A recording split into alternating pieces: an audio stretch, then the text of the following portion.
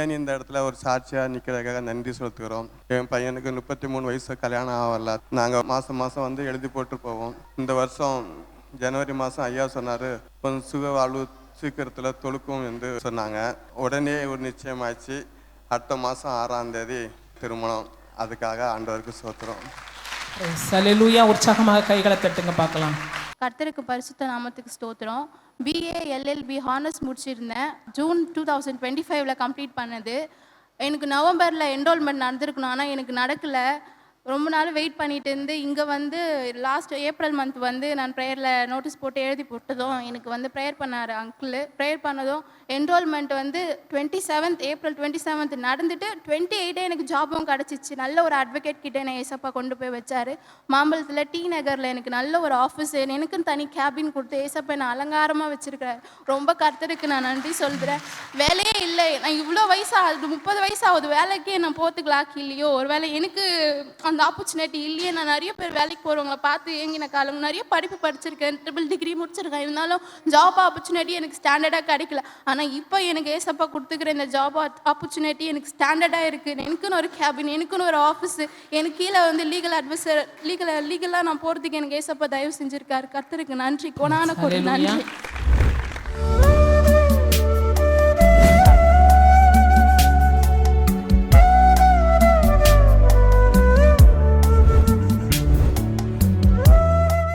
கிறிஸ்துவுக்குள் மிகவும் பிரியமான எனதருமை சகோதர சகோதரிகளே, நம்மை சிருஷ்டித்தவரும் நம்மை உண்டாக்கினவரும் நம்மை ஒருபோதும் மறந்து போகாதவருமாகிய இயேசு கிறிஸ்து இணையற்ற நாமத்தினால உங்கள் எல்லாரையும் வாழ்த்தி ஆசீர்வதிக்கிறேன். அல்லேலூயா.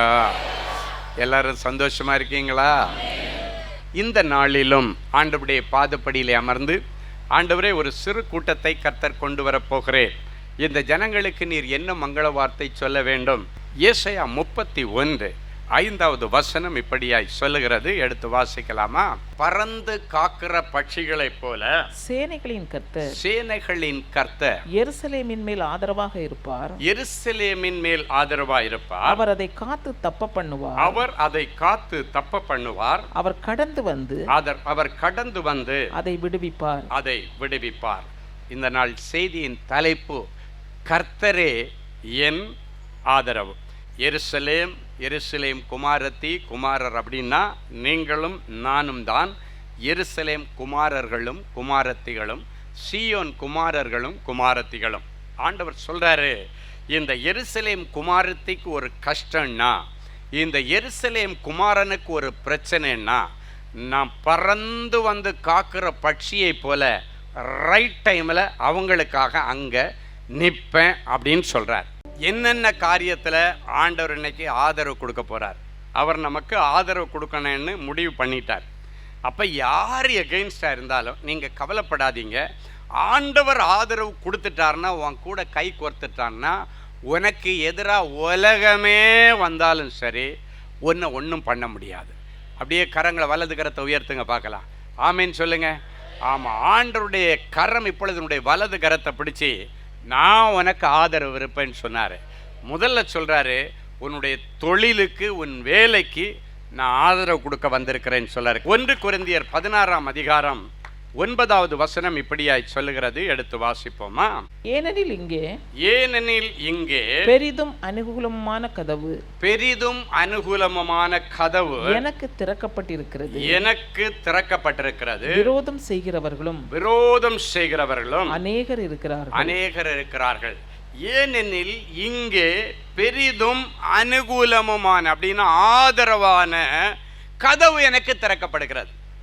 ஆண்டவர் இன்னைக்கு உனக்கு ஆதரவு கொடுக்கும் பொழுது உனக்கு அனுகூலமான வாசல்கள் திறக்கும்.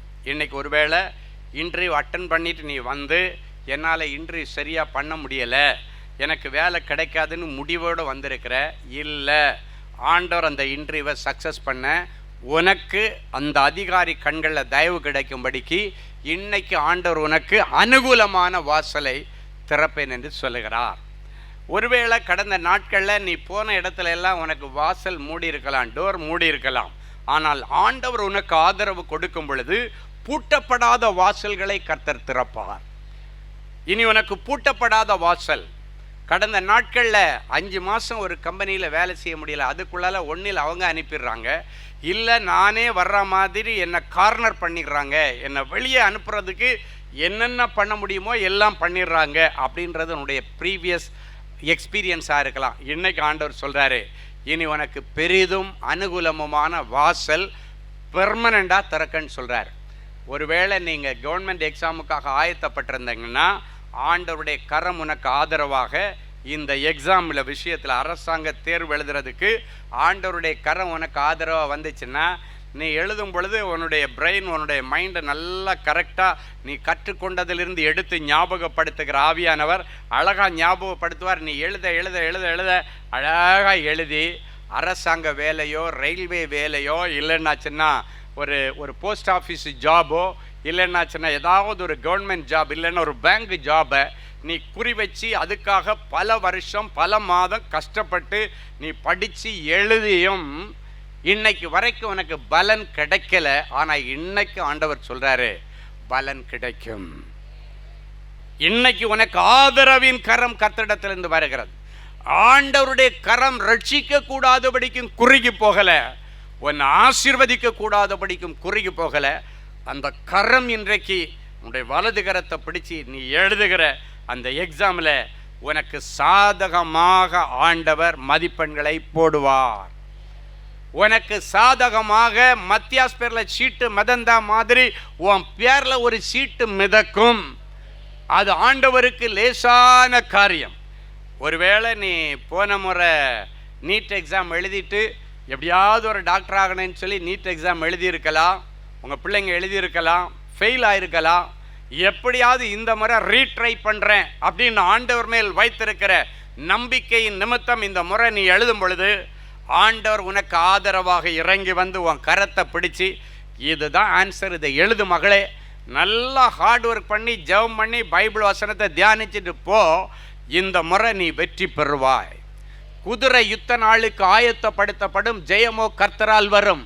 நேற்றைக்கு எதுக்கெல்லாம் போயிட்டு திரும்பி தோல்வியோடு வந்தியோ, இதுக்கு மேலே இந்த தோல்விக்கு மேலே இது பக்கமாக நான் தலை வச்சு படுக்க மாட்டேன்னு ஒருவேளை நீ தீர்மானம் பண்ணிட்டு வந்திருக்கலாம். ஆண்டவர் சொல்கிறார், இன்னொரு வாய்ப்பை அதுக்கே தர, நீ அதிலே போ, இந்த முறை நீ சக்ஸஸ் ஆகி வருவ. இந்த முறை கர்த்தர் உனக்கு அதற்கான வெற்றியை தருவார். நீ 3 முறை போன டெண்டர் உனக்கு எகெயின்ஸ்டாக இருந்தது. இன்னைக்கு ஆண்டவர் சொல்கிறார், நீ போட்டுட்டு வந்த டெண்டர் உனக்கு பாஸ் ஆகன்னு கர்த்தர் சொல்லுகிறார். நீ நினச்சிருக்கலாம் இது மட்டும் கிடைச்சதுன்னா இதை வச்சு எப்படியாவது இந்த வருஷத்தை நான் ஓட்டிடுவேன், இந்த டெண்டர் எனக்கு கிடைச்சதுன்னா இதை வச்சு என் பிள்ளைக்கு ஃபீஸை கட்டிடுவேன் என்றெல்லாம் சிலர் யோசித்து கொண்டிருக்கிறீர்கள். ஆண்டவர் சொல்கிறாரு, உனக்கு எதிர்மறையாக இருந்த அந்த அலுவலகத்தினுடைய சூழ்நிலைகளை கர்த்தர் மாற்றி அந்த அலுவலகத்தினுடைய சூழ்நிலை உனக்கு சாதகமாய் வரும். ஒருவேளை அவர்களுக்கு அந்த அரசு அதிகாரிகளுக்கு அது சாதகமானவர்களுக்கு கொடுக்கணும்னு அவங்க முடிவு பண்ணியிருந்தாலும் கடைசி நேரத்தில் எப்படி சாலமோனுக்கு அந்த அரசாட்சி அப்படியே கடைசி நிமிஷத்தில் மாறி வந்ததோ, அதோனியாவுக்கு போக வேண்டிய அந்த பட்டாபிஷேகம், அதோனியா எல்லா காரியங்களையும் ரெடி பண்ணி வச்சு அந்த ராஜாவாகிற நேரத்தில் கடைசி நிமிஷத்தில் அந்த ராஜ்யபாரம் அதோனியாவை விட்டு நீங்கி சாலமோனுக்கு வந்தது போல ஆண்டவர் சொல்றார், யாரோ ஒருத்தனுக்கு சாங்ஷன் பண்ண வைத்திருக்கிறது, கடைசி நிமிஷத்தில் கர்த்தர் உனக்கு ஆதரவாக இறங்கி அதை உனக்காக திருப்பி விடுவேன் என்று கர்த்தர் சொல்லுகிறார். திருப்பி விடுவேன்னு சொல்றார். நீ எதிர்பார்த்துட்டு இருக்கிற அந்த அட்மிஷன் கடைசி நிமிஷம் வரைக்கும் நான் பார்த்தேன், எனக்கு முன்னால் ஒருத்தர் இருக்கிறாங்க, அவங்கள வரைக்கும் நீ நின்று போச்சதுன்னா சில நேரங்களில் கர்த்தர் உனக்காக அடிஷனல் சீட்டை கூட என் ஆண்டவரால் கிரியேட் பண்ண முடியும். He is the creator. அவர் உருவாக்குகிறவர். நீ நினைக்கலாம் அவ்வளவு சீட்டு தான், அந்த சீட்டு முடிஞ்சு போச்சு, இதுக்கு மேலே இந்த பக்கம் தலை வச்சு படுக்க முடியாது. உன்னுடைய எண்ணம், தேவனுடைய எண்ணம், ஆண்டவர் மறுபடியும் ஒரு சீட் அங்கே உருவாக்குவார் உனக்காக. அவர் 10 சீட்டை கிரியேட் பண்ணி கொடுப்பார். அரசாங்கத்திடத்தில் உனக்காக பேசுவார். ஆனால் உனக்காக பேசுவார்னு தெரியாது. திடீர்னு அரசாங்கம் சொல்லும், இந்த கல்லூரிக்கு கூட ஒரு 10 சீட்டை ஆட் பண்ணியாச்சுப்பா, அந்த 10வது சீட்டில் முதல் சீட்டு உன்னுடையதாக இருக்கும். உனக்கு மட்டுமல்ல, உன் மூலமாக இன்னும் 9 பேருக்கு ஆண்டவர் ஒரு ஆசீர்வாதத்தை கொடுப்பார். காரணம், உனக்கு ஆதரவாய் வரும் பொழுது அதை நிமித்த நிறைய பேர் ஆசீர்வதிக்கப்படுவாங்க. மறக்க முடியாத ஒரு அனுபவம். ஒரு முறை அப்புறம் காலில் ஒரு 4 மணி இருக்கும், ஒரு ஃபோன் கால் வந்துக்கிட்டே இருக்குது.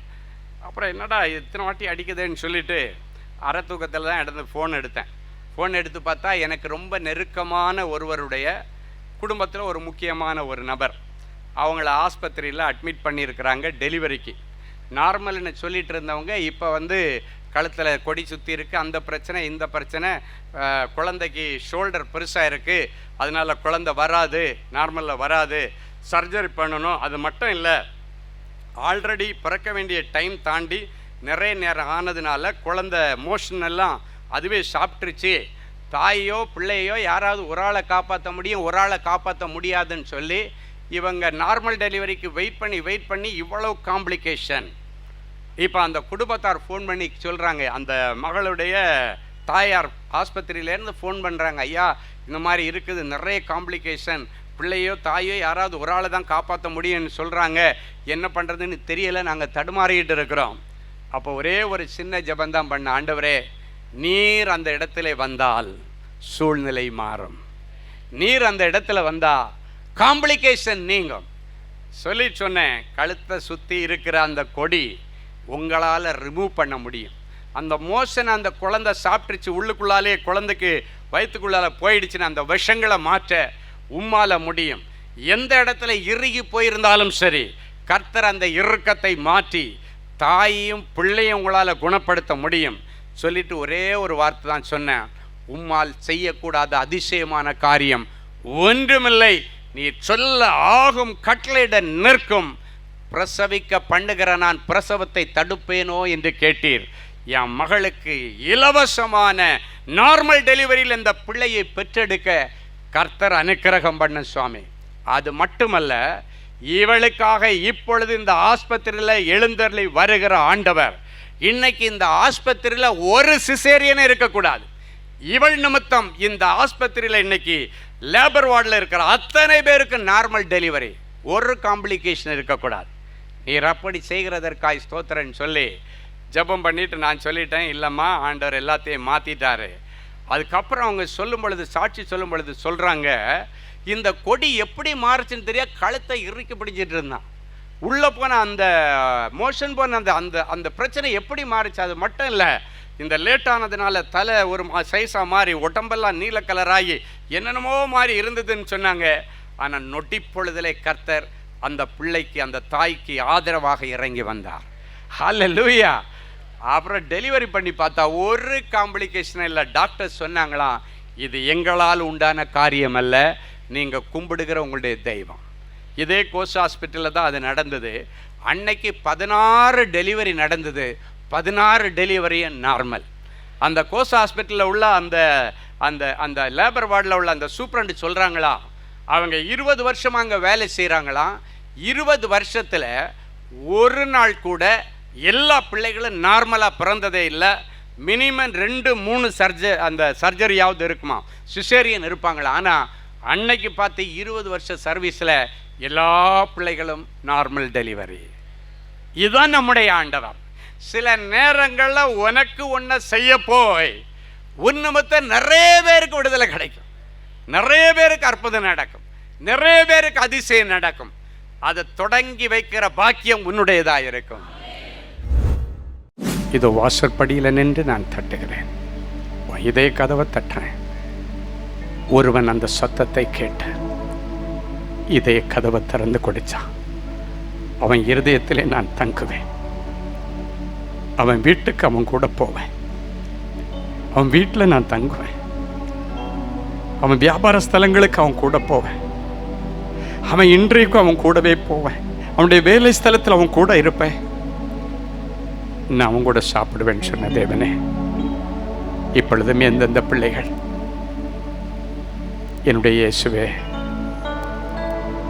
என் உள்ளத்தில் வாங்க ஆண்டவரேன்னு கேட்டாங்களோ, அவங்க இருதயத்தில் வானத்தையும் பூமியும் உண்டாக்கின சர்வ வல்லமை உள்ள தேவன் நம்முடைய உயிர் தெழுந்த வல்லமையோடு போய் உட்கார்ந்து என் பிள்ளைகளுடைய வீட்டுக்கு நீர் கடந்து செல்லும். ஆண்டவரே, பறந்து காக்கிற பட்சியைப் போல எங்களுக்கு ஆதரவாக ஓடி வந்து காத்து தப்ப பண்ணுவேன்னு சொன்னீங்களே, எந்தெந்த பிரச்சனையில் என் பிள்ளைங்க மாட்டிட்டு தப்பித்து செல்ல வழி இல்லைன்னு சொல்லிட்டு இருக்கிறாங்களோ ஆண்டவரே, இந்த பக்கம் திரும்பினாலும் என்னால் வெளியே வர முடியும், இடது பக்கம் திரும்பினாலும் வெளியே வரல, முன்னால் திரும்பி பார்க்குறேன், பின்னால் திரும்பி பார்க்குறேன், எல்லா பக்கத்திலையும் வாசல் அடைக்கப்பட்டிருக்கு. கபிக்குள்ள போடப்பட்ட சிங்கங்களை போல ஆண்டவரே, நான் வெளியே வர முடியாம கிடக்கிறேன். என்ன பறந்து வந்து அதிலிருந்து நீங்களா தூக்கி வெளியே கொண்டு வந்தாதான் உண்டு ஆண்டவர். நடுக்கடல்ல தத்தளிக்கிற மனுஷனை போல நான் தத்தளிச்சிட்டு இருக்கிற ஆண்டவரே. சொல்லுகிற பிள்ளைகளை ஒரு விஷயம் கண்ணோக்கி பாரு. கடன் என்கிற நடுக்கடல்ல என் பிள்ளைங்க தத்தளிச்சு வெளியே வர எவ்வளவு முயற்சி எடுத்தோம். என் பிள்ளைகளால் வர முடியலப்பா. ஒரு கடனை அடைக்க இன்னொரு கடன், அந்த கடனுக்கு வட்டி கட்ட இன்னொரு கடன், அந்த கடனுக்கு வட்டி கட்ட இன்னொரு கடன், வாங்கி வாங்கி கடன் என்கிற நடுக்கடல்ல கடந்துட்டு மீள முடியாத துயரத்தில் கிடக்கிறாங்கப்பா. அவர்கள் இருக்கிற அந்த இடத்துல நடுக்கடல்ல பறந்து காக்கிற பட்சியை போல போய் ஆண்டவர் அந்த இடத்துல இருந்து என் பிள்ளைங்களை தூக்கி வெளியே கொண்டு வந்துருங்கப்பா. என் பிள்ளைங்க அதில் அழிஞ்சிடக்கூடாதுப்பா. கடனை பிள்ளைங்க மேலே மனைவி பேரில் வச்சுட்டு அவங்க அழிஞ்சிடக்கூடாதுப்பா. என் பிள்ளைகளை மீட்டு கொண்டு வார இயேசுவின் மூலம் பிதாவே, ஆமென். அமெரிக்க தேச மக்களுக்கு ஒரு நற்செய்தி. அன்பானவர்களே, நமது அன்பு சகோதரர் டி ஸ்டீஃபன் அவர்கள் அமெரிக்க தேசத்தில் உள்ள New Jersey, New York, Atlanta, Washington, California, Texas, Colorado, Florida, Maryland ஆகிய பட்டணங்களில் ஆகஸ்ட் மாதம் 7ஆம் தேதி முதல் 30ஆம் தேதி வரை தேவனுடைய சுவிசேஷத்தை பிரசங்கிக்க இருக்கிறார்கள். இக்கூடுகையில் நீங்கள் கலந்து கொள்ளவும், சகோதரரை நேரில் சந்தித்து ஜெபித்து தேவ ஆலோசனை பெறவும் நீங்கள் தொடர்பு கொள்ள வேண்டிய தொலைபேசி எண்கள் பிரதர் ஃபெலிக்ஸ் ஜார்ஜ் +1 973 454 9686 மற்றும் 98414 46999. அன்பு தேவனுடைய பிள்ளைகளே, இந்நிகழ்ச்சியின் மூலம் நீங்கள் பெற்றுக்கொண்ட ஆசீர்வாதங்களையும் உங்கள் ஜெப விண்ணப்பங்களையும் அனுப்ப வேண்டிய முகவரி: தேவனின் அன்பு ஊழியங்கள், Vinayak avenue, OMR road, Okkiyam, Thoraipakkam, Chennai 600097. மேலும் 24 மணி நேர ஜெப உதவிக்கு 044-2454-79999 மற்றும் 9941150999 என்ற எண்களுக்கு தொடர்பு கொள்ளுங்கள்.